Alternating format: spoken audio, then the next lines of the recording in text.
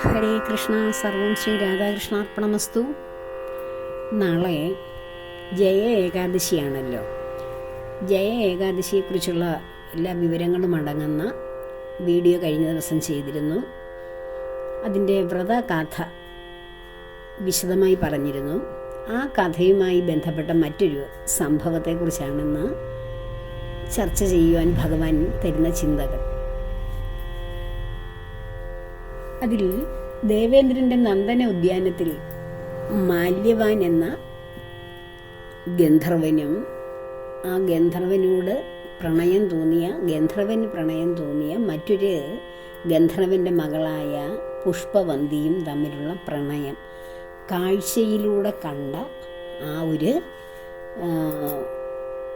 പരസ്പരമുള്ള മതിമറന്ന മതി എന്ന് വെച്ചാൽ ബുദ്ധി, നമ്മുടെ ആ ശരിയായ ബുദ്ധി, ഞാൻ എവിടെയാണ് നിൽക്കുന്നത്, എന്താണ് ചെയ്തുകൊണ്ടിരിക്കുന്നത്, ഏത് സദസ്സിലാണ്, ഇങ്ങനെയൊക്കെയുള്ള സ്ഥലകാല ബോധമൊന്നുമില്ല. അതാണ് മതി, ബുദ്ധി മറന്നുപോയ അവസരം. അപ്പോൾ പെട്ടെന്ന് യുവതിയും ഒരു യുവാവും, അതും വളരെ സൗന്ദര്യമുള്ള, ഗന്ധർവന്മാരുടെ സൗന്ദര്യം എന്നൊക്കെ വെച്ചാൽ ഭൂമിയിൽ നമുക്ക് ആർക്കും ചിന്തിക്കാൻ പറ്റുന്നതല്ല. അതുപോലെ ഗന്ധർവ സ്ത്രീകളുടെയും സൗന്ദര്യം, നമ്മൾ ഭൂമിയിൽ ശാപങ്ങളുടെയും കർമ്മങ്ങളുടെയും ഭാണ്ഡവും പേറി വരുന്ന മനുഷ്യാത്മാക്കൾക്ക് അവരുടെ ശരീരം അണിയുന്ന ശരീരത്തിന് ആ കർമ്മങ്ങൾ ചെയ്യുവാൻ മാത്രമുള്ള ആരോഗ്യവും സൗന്ദര്യവും ഒക്കെ ഉള്ളൂ. ഇപ്പോൾ ഒരു പോസ്റ്റ്മാൻ്റെ യൂണിഫോം അല്ലല്ലോ ഒരു പോലീസ് ഓഫീസർ അണിയുന്നത്, കളർ ഒന്നാണേലും. ഒരു ഡോക്ടറുടെ യൂണിഫോം അല്ലല്ലോ നേഴ്സ് അണിയുന്നത്, രണ്ടിൻ്റെയും കളർ ഒന്നാണെങ്കിലും. എന്ന് പറഞ്ഞതുപോലെ നാം മനുഷ്യരാണ്, സ്ത്രീകളാണ്, പുരുഷന്മാരാണ്, എല്ലാമാണ്. എങ്കിലും ഓരോ സ്ത്രീക്കും അല്ലെങ്കിൽ ഓരോ പുരുഷൻ്റെയും ശരീരത്തിൻ്റെ ആരോഗ്യം, സൗന്ദര്യം, ശരീരത്തിൻ്റെ വലിപ്പം, ആകൃതി, അങ്ങനെ ധാരാളം. അതുപോലെ സ്ത്രീയുടെയും ഓരോ അവയവങ്ങളുടെയും സൗന്ദര്യവും സൗന്ദര്യക്കേടും, കുറവും കൂടുതലും, ഇതെല്ലാം നിശ്ചയിച്ചിങ്ങോട്ട് വിടുന്നത് അതാത് യൂണിഫോം ഇട്ടുകൊണ്ടുള്ള ആ കർമ്മം ചെയ്യാനാണ്. ഇപ്പം PT ഉഷ എന്ന് പറയുന്ന ആ മഹത് വനിത, അവരുടെ ബോഡി അതുപോലെ ഒരു ഉരുക്കു പോലെ ആക്കി വെച്ചിരിക്കുന്നത് അവർ ഭൂമിയിൽ വന്നാൽ ആ ഓട്ട മത്സരത്തിലൂടെ ലോകം ഭാരതത്തിനെ അഭിമാനത്തിന് നിറകയിലെത്തിക്കുവാനും ആ ഒരു ഫീൽഡിലൂടെ അവർ ലോകത്തിലെ ഒരു സെലിബ്രിറ്റിയായി അറിയപ്പെടുവാനുമുള്ള കർമ്മമുള്ളത് കൊണ്ടാണ് അങ്ങനെ ഒരു ബോഡി സ്ട്രക്ചർ കൊടുത്ത് അവരെ വിട്ടത്, ആ യൂണിഫോം കൊടുത്തവരെ വിട്ടത്. ഇപ്പോൾ നമ്മൾ സാധാരണ അതാണ് ഈ ശാരീരിക കർമ്മങ്ങളൊന്നും ചെയ്യാൻ അല്ലായിരിക്കും നമുക്ക് ഡ്യൂട്ടി. ഇപ്പം സിനിമാ താരങ്ങളെയോ അല്ലെങ്കിൽ ഫാഷൻ രംഗത്തുള്ളവരെയൊക്കെ ഒന്ന് നോക്കൂ, ശരീരത്തിൻ്റെ സൗന്ദര്യം കൊണ്ട് ജീവിക്കുന്നവരെ നോക്കൂ. അവരുടെ ശരീരം കർമ്മങ്ങൾ വലിയ ഇപ്പം സ്പോർട്സിലേക്ക് പങ്കെടുക്കാൻ പറ്റുന്നതോ അല്ലെങ്കിൽ കായികാധ്വാനം വേണമെന്ന ശരീരമോ ആണോ അവരുടേത്? അല്ല, വളരെ സുന്ദരമായിട്ടുള്ള, വളരെ സൗന്ദര്യമുള്ള പതുപതുത്ത ശരീരമായിരിക്കും അവർക്ക്. അപ്പോൾ ആ ശരീരം കൊണ്ടാണ് അവരവരുടെ ഡ്യൂട്ടി ചെയ്യേണ്ടതെന്ന് മുൻകൂട്ടി നിശ്ചയിച്ചിട്ടുണ്ട്. അതുകൊണ്ടാണ് അത്രയും സൗന്ദര്യവും തിളക്കവും ഒക്കെയുള്ള ശരീരം. അത് കണ്ടിട്ട് നമ്മൾ സാധാരണക്കാർക്ക് കുറേ മേക്കപ്പൊക്കെ വാരി പൂശി, എന്താണെന്ന് വെച്ചാൽ സിനിമാ താരങ്ങളും സീരിയൽ താരങ്ങളും അല്ലെങ്കിൽ ഫാഷൻ രംഗത്തൊക്കെ ഉള്ളവരെല്ലാം ഇങ്ങനെയൊക്കെ ചെയ്യുന്നു, അപ്പം ഞങ്ങളും അങ്ങനെ ചെയ്യാം. അവർ അങ്ങനെയൊക്കെ ചെയ്തിട്ട് കാറ്റും വെയിലും ഒന്നും കൊള്ളാതെയുള്ള സ്ഥലങ്ങളിലാണ്, സർവ്വസമയവും എയർ കണ്ടീഷൻഡായിട്ടുള്ള അവസ്ഥകളിലാണ് ജീവിക്കുന്നത്. അവർക്കപ്പോൾ ആ മേക്കപ്പ് ഇട്ടുകൊണ്ട് അവരുടെ മുഖത്തിനോ ശരീരത്തിനോ ക്ലേശങ്ങളോ അല്ലെങ്കിൽ ദുരിതങ്ങളോ ഒന്നും സംഭവിക്കത്തില്ല. അവരുടെ ശരീരത്തിന് മാറ്റുകൂട്ടും ആ മേക്കപ്പുകൾ. അതുപോലെ സാധാരണക്കാർ അതിന് വേണ്ടിയിട്ട് മേക്കപ്പൊക്കെ ഇട്ട് തുനിഞ്ഞാൽ ഇപ്പോൾ ഇറങ്ങി നടക്കുന്ന ചെറിയ പെൺകുട്ടികൾ, ഈ തലമുറയിലുള്ളവരുടെ യഥാർത്ഥ മുഖം നമുക്ക് കാണാൻ കഴിയുന്നുണ്ടോ? അവരുടെ യഥാർത്ഥ മുഖത്തിൻ്റെ സൗന്ദര്യം ഉണ്ടെങ്കിൽ പോലും അത് സൗന്ദര്യം ഇല്ലയെന്ന് സങ്കല്പിച്ചുകൊണ്ട് അവർ മേക്കപ്പ് ഇട്ടൊരു പുതിയ മുഖത്തോടു കൂടിയാണ് നടക്കുന്നത്. ഈ മേക്കപ്പിൽ നടക്കുന്ന പെൺകുട്ടികളെ ഏതെങ്കിലും ആൺകുട്ടികൾ അത് അവരുടെ ശരീരത്തിൻ്റെ സന്തോഷത്തിന് വേണ്ടി പിടിച്ചുകൊണ്ട് പോവുകയോ സ്നേഹിക്കുന്നതായിട്ട് അഭിനയിക്കുകയോ ചെയ്യും. അല്ലാതെ യഥാർത്ഥത്തിൽ അവരെ നമുക്ക് ആർക്കെങ്കിലും അവരോടൊരു സന്തോഷ സ്നേഹം തോന്നുമോ കണ്ടാൽ? സ്വന്തം മുഖം മറച്ചു വെച്ചിട്ട് മറ്റെന്തെയോ മുഖമൊക്കെ ആക്കി നടക്കുന്നു. സ്വന്തം മുഖം നഷ്ടപ്പെട്ടവരല്ലേ ഇന്നത്തെ തലമുറ. എന്ത് സൗന്ദര്യമുണ്ട് ഒരു മേക്കപ്പ് ഇട്ട് നടന്നിട്ടുണ്ടെങ്കിൽ, എന്തൊരു സൗന്ദര്യമുണ്ട്. യഥാർത്ഥത്തിൽ നമുക്കുള്ള സൗന്ദര്യം ഭഗവാൻ തന്ന ആ യൂണിഫോമാണ്, ആ ശരീരമാണ് നമുക്ക് തന്നെ. ശരീരവും മുഖമൊക്കെ നമുക്ക് എന്താണോ തന്നിരിക്കുന്നത് അതിനെ നാം മെയിൻറ്റെയിൻ ചെയ്ത് കൊണ്ടുപോവുക. അത് നമ്മുടെ കർമ്മം ചെയ്യാനുള്ള ശരീരമാണ് നമുക്ക് തന്നിരിക്കുന്നത്. ചിലരൊക്കെ മെലിഞ്ഞിരിക്കുന്നവരൊക്കെ ഉണ്ട്, ഒരുപാട് കായിക അധ്വാനമൊക്കെ ഉള്ള ജോലി ചെയ്യുന്നവരൊക്കെ മെലിഞ്ഞ ശരീരപ്രകൃതിക്കാരായിരിക്കും, സ്ത്രീകളും പുരുഷന്മാരും ഒക്കെ. അവർക്ക് ഒരുപാട് എനർജി ഉണ്ടാവും ജോലി ചെയ്യുവാൻ, ഒരുപാട് ജോലി ചെയ്ത് എനർജറ്റിക് ആയിട്ട് നടക്കാൻ പറ്റും അവർക്ക്. എന്നാൽ തടിച്ച ശരീരപ്രകൃതി ഉള്ളവരെയോ അവർക്ക് ഒരുപാട് കർമ്മം ചെയ്യാൻ കഴിയില്ല. കാരണം ആ ശരീരപ്രകൃതം കൊണ്ട് തന്നെ അവർക്ക് ആ ശരീരം തടിയുള്ളവർക്ക് വലിയ കർമ്മം ഒന്നും ചെയ്യാനുള്ള ആവതുണ്ടാവുകയില്ല. അവരുടെ കർമ്മത്തിലും വലിയ കർമ്മങ്ങൾ ചെയ്യണമെന്നുള്ള ഒരു ഡ്യൂട്ടി അവർക്ക് കൊടുത്തല്ലായിരിക്കും വിടുന്നത്. അവർ വീട്ടിൽ ഹസ്ബൻഡ് അല്ലെങ്കിൽ മക്കളും ഒക്കെ ഉത്തരവാദിത്വം ചെയ്ത് അവരുടെ ജീവിതമൊക്കെ അങ്ങനെ നന്നായിട്ട് സ്മൂത്തായിട്ട് പോകുന്ന വിധത്തിലുള്ള ഒരു കർമ്മങ്ങളായിരിക്കും മിക്കപ്പോഴും ഉണ്ടാകുന്നത്. എന്നാൽ ഓരോ കർമ്മങ്ങൾ ചെയ്യുന്നവർക്കും അവരുടെ കർമ്മവാസനകൾക്കനുസരിച്ചുള്ള ആ യൂണിഫോം ആകുന്ന ശരീരം കൊടുത്താണ് ഭഗവാൻ വിടുന്നത്. എല്ലാവരും ഒരാളുടെ സൗന്ദര്യം കണ്ടിട്ട് അവരെ പോലെ, ഒരാളുടെ നീളം കണ്ടിട്ട് അവരെ പോലെ, ഒരാളുടെ മുടിയുടെ വലിപ്പം കണ്ടിട്ട് അവരെ പോലെ ആവണം, അല്ലെങ്കിൽ ഓരോ അവയവങ്ങളും കണ്ടിട്ട് എനിക്ക് അവരെ പോലെയൊക്കെ ആവണം എന്നും പറഞ്ഞ് നാം മറ്റൊരാളാകാൻ ശ്രമിക്കരുത്. എന്തുകൊണ്ടാണ് ഈ നമ്മുടെ കണ്ണും നമ്മുടെ വിരലിൻ്റെ ഇംപ്രഷൻസൊക്കെ ആധാരം എന്തുകൊണ്ടാണ്? ഓരോ വ്യക്തിയെയും തിരിച്ചറിയുവാൻ അവനവൻ്റെ വിരലിലെ കാണുന്ന ആ രേഖകൾക്ക് ഓരോരുത്തരെയും തിരിച്ചറിയാനുള്ള കഴിവുണ്ട്. ഈ ഭൂമിയിൽ എത്ര കോടി മനുഷ്യരുണ്ടെങ്കിലും അവർക്ക് ഓരോരുത്തരുടെയും തമ്പിൻ്റെ ഇംപ്രഷൻ വ്യത്യസ്തമാണ്, അവരുടെ ആ വിരലിലൂടെ എടുക്കുന്നത്. അതുപോലെ കണ്ണും വ്യത്യസ്തമാണ്, ഒരാളുടെ മാതിരിയല്ല മറ്റൊരാളുടെ. അതുകൊണ്ടാണ് മനുഷ്യരൊക്കെ യുണിക് ആണെന്ന് പറയുന്നത്. യുണിക് എന്ന് വെച്ചാൽ എന്താ? ഓരോരുത്തരും അവരവൻ്റെ രൂപം കൊണ്ടല്ല യുണിക്, അല്ലെങ്കിൽ കയ്യിലെ രേഖകൾ കൊണ്ടല്ല വ്യത്യസ്തരായിട്ടിരിക്കുന്നത്. അവരുടെ ക്യാരക്ടർ, അവരുടെ കൾച്ചർ, അതുപോലെ തന്നെ ജന്മാന്തരങ്ങളായി ആർജിച്ചു വരുന്ന കർമ്മങ്ങളുടെ ഫലങ്ങൾ എല്ലാം വ്യത്യസ്തമായിരിക്കും. ഒരു വീട്ടിൽ തന്നെ 2 മക്കളുണ്ടെങ്കിൽ 2 പേരുടെയും കൾച്ചർ അല്ലെങ്കിൽ ക്യാരക്ടർ, ആറ്റിറ്റ്യൂഡെല്ലാം ഒന്ന് തന്നെയാണോ? നമ്മൾ അച്ഛനമ്മമാർ കൊടുക്കുന്ന ആറ്റിറ്റ്യൂഡ് അനുസരിച്ചാണ് കുഞ്ഞുങ്ങൾ വളർന്നു വരുമ്പോൾ അവർക്ക് ലോകത്തെ കാണാനും അതിനെ വലിയ ആ ലോകത്തെ കാണാനുള്ള മനസ്സിൻ്റെ വലിപ്പം ഉണ്ടാക്കി കൊടുക്കാൻ അച്ഛനമ്മമാർക്ക് കഴിയും. അവർ പഠിക്കുന്ന സ്കൂളിലെ അധ്യാപകരുടെ സംസ്കൃതിക്ക് കഴിയും. പക്ഷേ അവർ ജന്മാന്തരമായി ആർജിച്ചു വരുന്ന ചില ടാലൻസ് ഉണ്ട്, കഴിവുകളുണ്ട്, കൾച്ചറുകളുണ്ട്, സംസ്കൃതികളൊക്കെയുണ്ട്. അത് അവർ ആർജിച്ചു കൊണ്ടുവന്നതാണ്, അതിനെ മാറ്റിയെടുക്കാൻ പറ്റില്ല. അത് ഓരോ വ്യക്തിയും വ്യത്യസ്തമായിട്ടുള്ളവരാണ്. അപ്പോൾ നമ്മൾ ഒരു കുട്ടിയെ മറ്റൊരു കുട്ടിയായിട്ട് കമ്പയർ ചെയ്യാനേ പാടില്ല. ഒരു സ്കൂളിൽ 2000 കുട്ടികൾ പഠിക്കുന്നുണ്ടെങ്കിൽ ആ 2000 പേരും വ്യത്യസ്തരാണ്. ഈ ലോകത്ത് 600 കോടി ജനമുണ്ടെന്ന് കരുതുക, 600 കോടിയും വ്യത്യസ്തരാണ്. ഒന്നിനെ മാതിരി മറ്റൊരാളില്ല ലോകത്ത്. ആരും ആരെ പോലെ ആകാൻ ശ്രമിക്കരുത്, അവനവനായി ജീവിക്കുക. അതാണ് ഒരു പ്രധാന പാഠം തന്നെ. ഇപ്പം നമ്മൾ പറഞ്ഞു വന്നത് മാല്യവാന്റെയും പുഷ്പവന്തിയുടെയും പ്രണയത്തെക്കുറിച്ചാണ്. അപ്പോൾ നന്ദന ഉദ്യാനത്തിൽ ദേവേന്ദ്രൻ വിളിച്ചു വരുത്തിയ മഹാസദസ്സ് ആനന്ദത്തിൻ്റെ, സന്തോഷത്തിൻ്റെ അനിർവചനീയമായ നിമിഷങ്ങളിലൂടെ കടന്നു പോവുകയാണ്. അപ്പോൾ ഇവർ പരസ്പരം കണ്ടുമുട്ടുന്നു. മാല്യവാനും പുഷ്പവന്തിയും തമ്മിൽ പരസ്പരം കണ്ടുമുട്ടുമ്പോൾ കണ്ണുകൾ കഥ പറയുന്നു, മനസ്സുകൾ കൈമാറുന്നു. അവരുടെ ശാരീരികമായ ചലനങ്ങളിലൂടെ ഒരാൾ മറ്റൊരാളെ ആകർഷിക്കുന്നു. പരസ്പരം അവരുടെ മനസ്സ് കൈമാറുന്നത് ആ ശരീരത്തിൻ്റെ ഭാഷയിലൂടെയും കണ്ണുകളിലൂടെയും ഒക്കെയാണ്.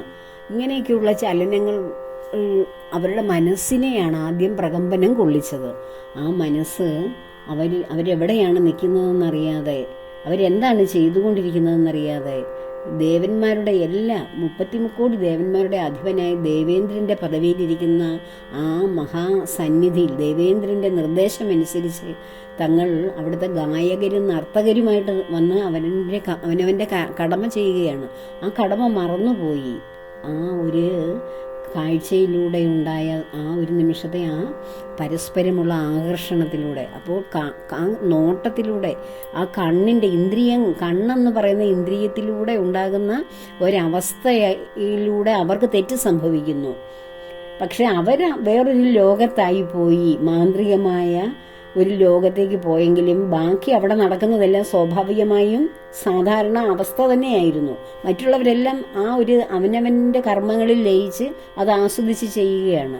പക്ഷെ ഇവർ രണ്ടുപേരും അവനവൻ സൃഷ്ടിക്കപ്പെട്ട മാനസികമായ പ്രണയത്തിൻ്റെ ഒരു അലൗകികമായ ഒരു മേഖലയിലേക്ക് അവർ കടന്നു പോയത് കൊണ്ട് അവർക്ക് അവരെ അറിയാൻ കഴിഞ്ഞില്ല. അവരെവിടെ നിൽക്കുന്നതെന്ന് അറിയാൻ കഴിഞ്ഞില്ല, അവരെന്താണ് ചെയ്യുന്നതെന്ന് അറിയാൻ കഴിഞ്ഞില്ല, ആരുടെ നിർദ്ദേശത്തിലാണ് ഇതൊക്കെ ചെയ്യുന്നത്, ആരെ സന്തോഷിപ്പിക്കാനാണ് ഇതൊക്കെ ചെയ്യുന്നത്. ഈ സ്ഥലകാല ബോധമെല്ലാം അവരുടെ നഷ്ടപ്പെട്ടു പോയി. അതിൻ്റെ ഫലം എന്താണ്? എത്ര സൗന്ദര്യത്തോടെ സന്തോഷത്തോടെ അവർ പരസ്പരം ആ സൗന്ദര്യം കൊണ്ടാണ് ആകർഷിക്കപ്പെട്ടത്. അവരുടെ ഗാനങ്ങൾ കൊണ്ടാണ് അവർ ആകർഷിക്കപ്പെട്ടത്, നൃത്ത ചുവടുകൾ കൊണ്ടാണ് ആകർഷിക്കപ്പെട്ടത്.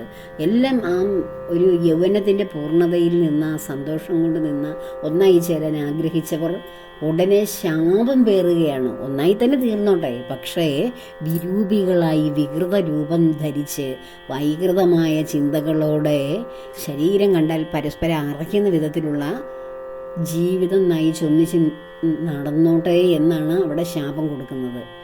ആ ഒരു എത്ര സന്തോഷത്തിൻ്റെ ആ ഒരു പാരമ്യത്തിൽ നിന്നിരുന്നോ അതിൽ നിന്ന് ആ ദൃഷ്ടിയിലൂടെ ഉണ്ടായ, ആ കാഴ്ച എന്ന ഇന്ദ്രിയത്തിലൂടെ ഉണ്ടായ ആ ഒരു അതിൻ്റെ ഒരു പ്രേരണ, ഓരോ ഇന്ദ്രിയങ്ങളും നമ്മളെ പ്രേരിപ്പിക്കുകയാണ്, വേണ്ടാത്തതിലേക്കൊക്കെ കൊണ്ടുചെന്ന് നമ്മളെ എത്തിക്കുകയാണ്. അതായത് അധപ്പതനത്തിലേക്കാണ് ഈ ഇന്ദ്രിയങ്ങളുടെ പിന്നാലെ പോകുന്ന ഓരോരുത്തരുടെയും ജീവിതം. അതാണ് ഉദ്ധവർക്ക് 24 ഗുരുക്കന്മാരെ ഉദ്ധരിച്ചുകൊണ്ട് ഭഗവാൻ പറഞ്ഞു കൊടുക്കുന്നത്.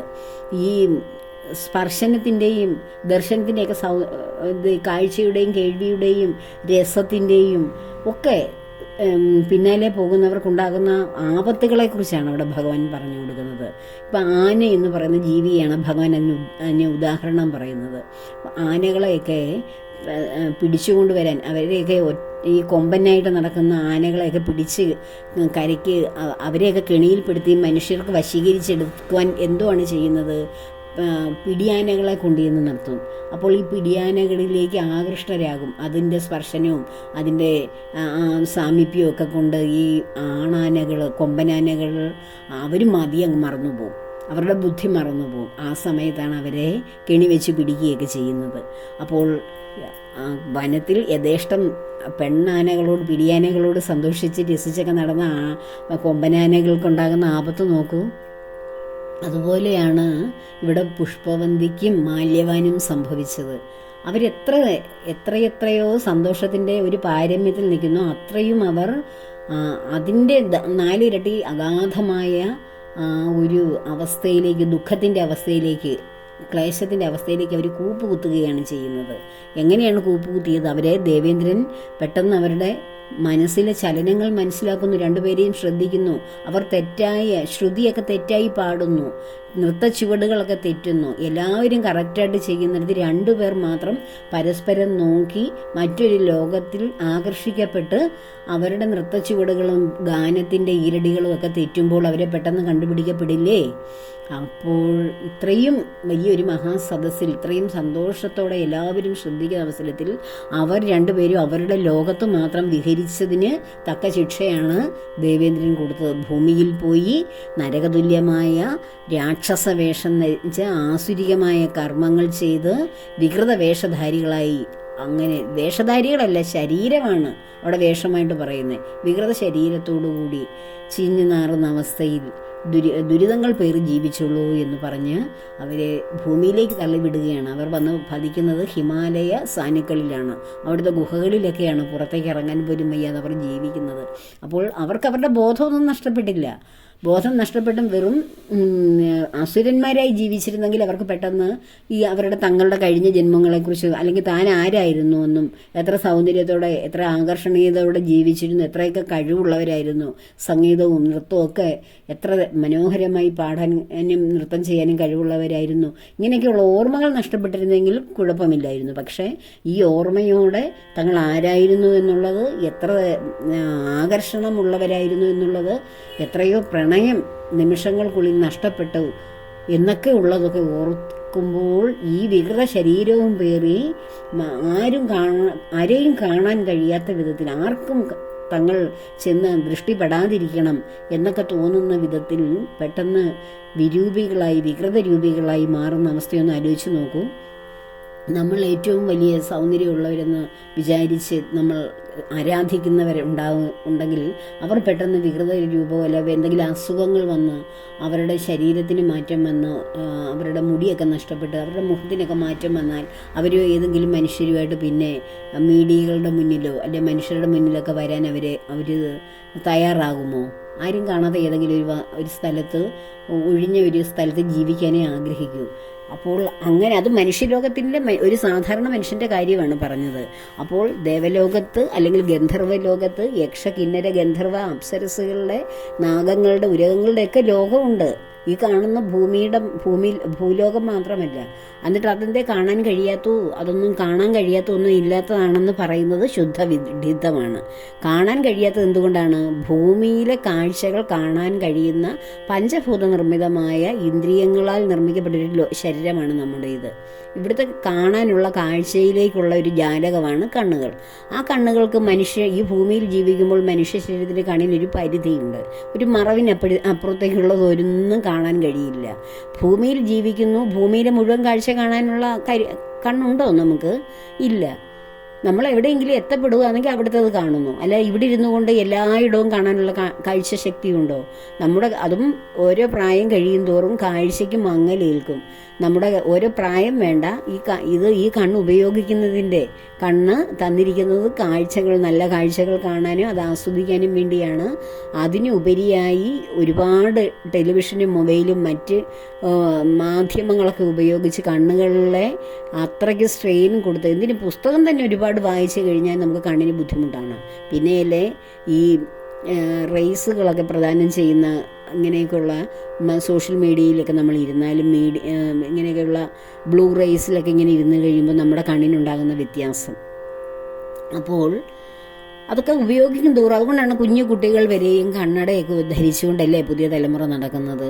അപ്പോൾ അങ്ങനെ ആ ഒരു കണ്ണിന് ഒരു പരിധിയുണ്ട്, ചെവിക്കൊരു പരിധിയുണ്ട്, കേൾവിക്ക്, നമ്മുടെ സ്കിന്നിന്, നമ്മുടെ നാവിന്, ഇതിനെല്ലാം പരിധികളുണ്ട്.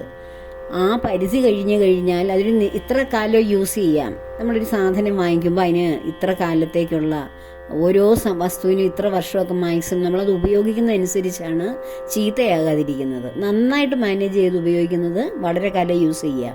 എങ്കിലും അതൊരു ദിവസം അതിനൊരു കേട് സംഭവിക്കും എന്ന് പറയുന്നത്. ഒരു മനുഷ്യ ശരീരം നന്നായിട്ട് നമ്മൾ കഴിക്കുന്ന ഭക്ഷണം, നമ്മൾ കാണുന്ന കാഴ്ച, കേൾക്കുന്നത്, നമ്മൾ ഉപയോഗിക്കുന്ന നമ്മുടെ ജീവിതചര്യ കൊണ്ടാണ് നമ്മൾ ആ ശരീരത്തെ നന്നായിട്ട് മെയിൻറ്റെയിൻ ചെയ്ത് കേടുപാടുകളെന്ന് വെച്ചാൽ അസുഖങ്ങളും മറ്റ് അവയവങ്ങൾക്ക് വരുന്ന ക്ലേശങ്ങളാണ് അസുഖങ്ങളായി മാറുന്നത്. അതൊക്കെ ഇല്ലാതെ നമുക്ക് കൊണ്ടുപോകാൻ കഴിയുന്നത് നമ്മുടെ ദിനചര്യയുടെയും ഭക്ഷണക്രമത്തിൻ്റെയും ഭാഗമായിട്ടാണ്. അപ്പോൾ അതിനനുസരിച്ച് മനുഷ്യൻ അവനവൻ്റെ ഈ വളരെ പെട്ടെന്ന് തന്നെ നഷ്ടപ്പെട്ടു പോകുന്ന ഒരു ശരീരമാണ്. ആ ശരീരത്തെ നന്നായിട്ട് മെയിൻറ്റെയിൻ ചെയ്ത് കൊണ്ടുപോവുക. അപ്പോൾ ഈ ഗന്ധർവൻ്റെയും അപ്സരസിൻ്റെയും കഥ പറഞ്ഞത് കഥയല്ല. കഥ പറയുക എന്നല്ല ഇതിനൊന്നും പറയണ്ട. ഇതൊക്കെ യഥാർത്ഥത്തിൽ നടന്ന കാര്യങ്ങളാണ്. ഭഗവാൻ തന്നെ യുധിഷ്ഠിര മഹാരാജാവിനോട് പറഞ്ഞു കൊടുക്കുകയാണ് ഓരോ ഏകാദശിയുടെയും പ്രാധാന്യം. അപ്പോൾ ഇന്ന ഏകാദശി എടുത്താൽ ഇന്ന പ്രാധാന്യം. ഇപ്പോൾ ഷട്ടിലെ ഏകാദശി ദാനധർമ്മങ്ങൾക്ക് വളരെ പ്രാധാന്യമുള്ളതായിരുന്നു. ഇത് ശാപങ്ങളിൽ നിന്ന്, ദുരിതങ്ങളിൽ നിന്ന്, ഈ ദേവേന്ദ്രൻ്റെ മഹാശാപമാണ് ഈ ദമ്പതിമാരല്ല ആ കമിതാക്കൾക്കുണ്ടാകുന്നത്. ആ ശാപം പേറി അവർ ഇതിൽ നിന്ന് എത്രയും വേഗം ഇതിൽ നിന്ന് രക്ഷപ്പെടണം. അവർക്ക് സഹിക്കാൻ വയ്യ ആ ജീവിതം, അവരുടെ ശരീരം, അവരുടെ അവസ്ഥകൾ. അപ്പോൾ അവർ അതിനു വേണ്ടിയിട്ട് എന്തും ചെയ്യാൻ അവർ ദിവസവും പ്രാർത്ഥനയോടെ യാചനയോടെ ഭഗവാന്റെ മുന്നിലിരുന്നു. അപ്പോൾ ഓരോ ഏകാദശി എല്ലാ ദിവസവും പ്രാർത്ഥനകളായിരുന്നു. പക്ഷേ ഈ മാഘമാസത്തിലെ ശുക്ലപക്ഷ ഏകാദശിയായ ഈ ജയ ഏകാദശി, ജയ ഏകാദശിയൊന്നും അല്ല, അവർക്ക് വിജയം ഉണ്ടായതിന് ശേഷം അതൊരു ജയം വരിച്ച ദിവസമായതുകൊണ്ട് ജയ ഏകാദശി എന്ന് പേര് വരുന്നതാണ്. ഓരോ ഏകാദശിയുടെയും മാഹാത്മ്യം കൊണ്ടാണ് അതിന് ആ പേര് സംഭവിച്ചത്. അല്ലാതെ ഏകാദശികൾ എല്ലാം എല്ലാ മാസവും 2 എണ്ണം വീതം കടന്നു വരികയാണ് എല്ലാ കാലഘട്ടത്തിലും. അപ്പോൾ അവർ ആ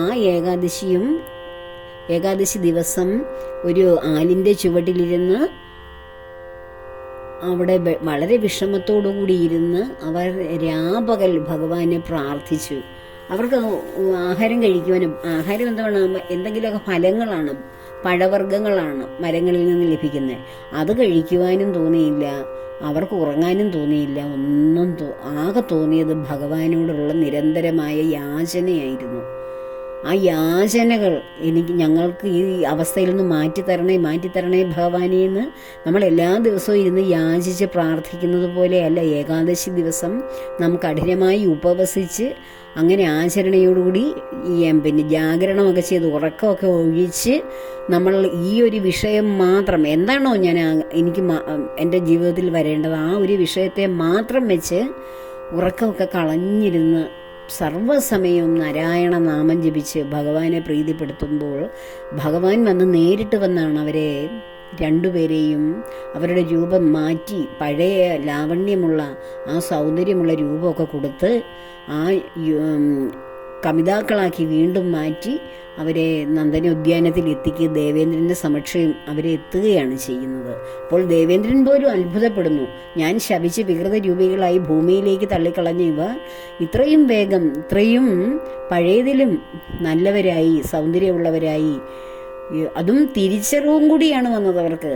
അവർ പഴയ പോലെ കമിതാക്കളായിട്ടല്ല വന്നത്. അവർ ചെയ്തത് തെറ്റിൻ്റെ ഫലം അവർക്ക് കിട്ടി. പിന്നീടോ ആ ഒരു അവസ്ഥയിൽ നിന്നവർ ഭഗവാനെ ധ്യാനിച്ച് ഭഗവാനോട് അപേക്ഷിച്ച് വീണ്ടും പഴയ രൂപം സ്വീകരിക്കാൻ ഭഗവാൻ അനുവാദം കൊടുത്തപ്പോൾ പാഠങ്ങളെല്ലാം പഠിച്ച് ജീവിതത്തിൻ്റെ തത്വങ്ങളെല്ലാം അറിഞ്ഞു ആ ചെറുപ്രായത്തിൽ തന്നെ. പിന്നീട് അവരുടെ ജീവിതത്തിൽ എന്തെങ്കിലും ഇന്ദ്രിയങ്ങളിലൂടെയുള്ള ആകർഷണത്തിൻ്റെ പാരമ്യത്തിൽ അവർക്കൊരു തെറ്റ് സംഭവിക്കുമോ? ഇതൊക്കെ നമ്മൾ ജീവിതത്തിൽ നമ്മുടെ തലമുറയ്ക്ക് പറഞ്ഞു കൊടുക്കേണ്ട പാഠങ്ങളാണ്. ഈ തെറ്റ് മഹാശാപത്തിൽ ചെന്ന് അച്ഛനമ്മമാരുടെ ശാപങ്ങളിൽ അല്ലെങ്കിൽ ഗുരുക്കന്മാരുടെ ശാപങ്ങളിലൊക്കെയാണ് നമ്മുടെ തലമുറയൊക്കെ ചെന്ന് പെടുന്നത്. ആ ശാപങ്ങളിൽ പെട്ടിട്ട് അവരങ്ങനെ അങ്ങ് നശിച്ചു പോവുകയാണ് ചെയ്യുന്നത്. അതിൽ നിന്നും മോചനത്തിന് വേണ്ടിയിട്ടാണ് ഭഗവാനെ ഇങ്ങനെയുള്ള ഏകാദശി വ്രതം പോലെയുള്ള മാഹാത്മ്യങ്ങൾ, ഇങ്ങനെയുള്ള തപസ് അനുഷ്ഠിക്കുന്നത്. അപ്പോൾ ആ ശാപങ്ങളിൽ നിന്നുള്ള മോചനം വരും. ഈ ശാപം ലഭിക്കാതിരിക്കാൻ തന്നെ എന്ത് ചെയ്യണം? ഭഗവാനുമായിട്ടുള്ളൊരു ബന്ധം നമ്മുടെ കുഞ്ഞുങ്ങൾക്ക്, തലമുറകൾക്ക്, നമ്മുടെ പുതിയ ജനറേഷന് കൊടുത്തു കഴിഞ്ഞാൽ അവർ ഇതിൽ ഇങ്ങനെ ഒരു ചിട്ട നമ്മുടെ ജീവിതത്തിൽ ഈശ്വര നാമം ജപിക്കുക എന്നുള്ളൊരു ചിട്ടയോടുകൂടി മുന്നോട്ട് പോയാൽ അവരുടെ ഇങ്ങനെയുള്ള ഇന്ദ്രിയങ്ങളിലൂടെയുള്ള അമിതമായ ആ ഇന്ദ്രിയങ്ങളിൽ ഉണ്ടാകുന്ന ഏത് ഇന്ദ്രിയങ്ങൾ, കണ്ണാകട്ടെ, നമ്മുടെ സ്പർശനം ആകട്ടെ, നാവിൻ്റെ രുചി കൂടിയതിൽ നാവിനോടുള്ള ആ രുചിയോടുള്ള താല്പര്യം കൊണ്ടല്ലേ നമ്മൾ ചെയ്തു വെച്ചിരിക്കുന്ന ഹോട്ടലിൽ, അതായത് പുറത്തെ ഭക്ഷണങ്ങളെല്ലാം കഴിച്ച് പെട്ടെന്ന് കൊഴുപ്പടങ്ങിയ ആഹാരങ്ങൾ അത് ഹൃദയത്തെയും നമ്മുടെ കരളിനെയും എല്ലാം ബാധിച്ച് പല വിധത്തിലുള്ള രോഗങ്ങൾക്ക് അടിമയാണ് ഇന്നത്തെ നമ്മുടെ ചെറിയ തലമുറകളെല്ലാം. അതെല്ലാം നാവിൻ്റെ പിന്നാലെ പോയതുകൊണ്ടാണ് അല്ലേ? അതുപോലെ ഓരോ ഇന്ദ്രിയങ്ങളും എപ്പോഴും ചെവിയിലെ ഹെഡ്സെറ്റൊക്കെ വെച്ചിട്ടുണ്ടല്ലേ കുട്ടികളിരിക്കുന്നത്. അവരുടെ ചെവിയുടെയൊക്കെ അവരെ അവസ്ഥയൊന്ന് ആലോചിച്ച് നോക്കൂ. അവർക്ക് ചെവിയൊക്കെ കേൾക്കാൻ പറ്റാതെ ആയിപ്പോവും ഇത്തിരി കഴിയുമ്പോഴത്തേക്കും. അപ്പോൾ ഏത് ഇന്ദ്രിയമാണോ നമ്മൾ ഏറ്റവും ഉപയോഗിക്കുന്നത് ആ ഇന്ദ്രിയങ്ങളുടെ അവസ്ഥയിലൂടെ ആ ഇന്ദ്രിയങ്ങളൊക്കെ നമ്മളെ കൈവിട്ടു പോകും. ഇതുപോലെയുള്ള ശാപദുരിതങ്ങളിലേക്കൊക്കെ ചെന്ന് ഭവിക്കും. അവിടെ നിന്നൊക്കെ കരകയറാൻ, അതിലെങ്ങും പെടാതിരിക്കാനും, അതിൽ പെട്ടവരുണ്ടെങ്കിൽ അതിൽ നിന്ന് കരകയറുവാനും ഹരിനാമ കഥാകഥനം, ഹരിനാമം ഒന്ന് മാത്രമേ ഉള്ളൂ. ഹരിയുടെ നാമം ജപിക്കുക, ഹരിയുടെ കഥകൾ കേൾക്കുക, എപ്പോഴും ഭഗവാന്റെ ആ സ്മൃതിയിലിരിക്കുക. ഭഗവാനെ എപ്പോഴും ആ ഒരു സ്മൃതിയിലിരിക്കാൻ കഴിയാത്തവർ നിത്യേന 2 നേരമെങ്കിലും അതൊരു ചിട്ടയായി ഭഗവാനെ പ്രാർത്ഥിക്കുക. ആ പ്രാർത്ഥനയിലൂടെയാണ് ഓരോരുത്തർക്കും ഞാൻ കഴിഞ്ഞ വീഡിയോ ചെയ്തതുപോലെ മനോബലമുണ്ടാകുന്നത്. പ്രാർത്ഥിക്കാത്തവരാണ് എന്ത് കണ്ടാലും ഭയക്കുകയും സംശയിക്കുകയും ഒന്നിലും ഉറച്ച മനസ്സില്ലാത്തവരും. ഭഗവാനെ പോലും ഭഗവാൻ ഉണ്ടോ എന്ന് ചോദിക്കുന്നത് ഭഗവാൻ ഉള്ളിൽ ഇരിക്കുന്നത് കൊണ്ടാണ്. എന്നിട്ടും ഭഗവാൻ ഉണ്ടോ എന്ന് ചോദിക്കുന്നു. ആ അവസ്ഥയൊന്ന് ആലോചിച്ച് നോക്കൂ. ഇങ്ങനെയുള്ള മനുഷ്യരുടെ അവസ്ഥകളിൽ നിന്ന് മനുഷ്യനൊക്കെ മാറ്റം വരണം. അതിനുവേണ്ടി നമ്മൾ എല്ലാവരും നമ്മുടെ തലമുറയെ, നമ്മുടെ വീട്ടിലുള്ളവരെ, സമൂഹത്തിലുള്ളവരെ നമുക്ക് പറഞ്ഞു കൊടുക്കാൻ പറ്റുന്നവരോടെല്ലാം നല്ല കാര്യം പറഞ്ഞു കൊടുത്ത് ഈശ്വരൻ്റെ അനുഗ്രഹത്തെക്കുറിച്ച് ഇനിയുള്ള കാലം ഭഗവത് സേവനത്തിലും സേവയിലും ജീവിക്കുവാൻ എല്ലാവരെയും ഭഗവാൻ അനുഗ്രഹിക്കട്ടെ. എല്ലാവർക്കും അതിന് കഴിയട്ടെ എന്ന് ആശംസിക്കുന്നു, ആഗ്രഹിക്കുന്നു, പ്രാർത്ഥിക്കുന്നു. ഭഗവാന്റെ പത്മപാദങ്ങളിൽ എല്ലാ കർമ്മങ്ങളും ചേർക്കുന്നു. ദേവിയുടെ അനുഗ്രഹം സമൃദ്ധമായി എല്ലാവർക്കും ഉണ്ടാകട്ടെ എന്ന് ആശംസിക്കുന്നു. എല്ലാവർക്കും നന്മയുണ്ടാകുവാൻ പ്രാർത്ഥിച്ചുകൊണ്ട് ലോകാ സമസ്ത സുഖിനോ ഭവന്തു.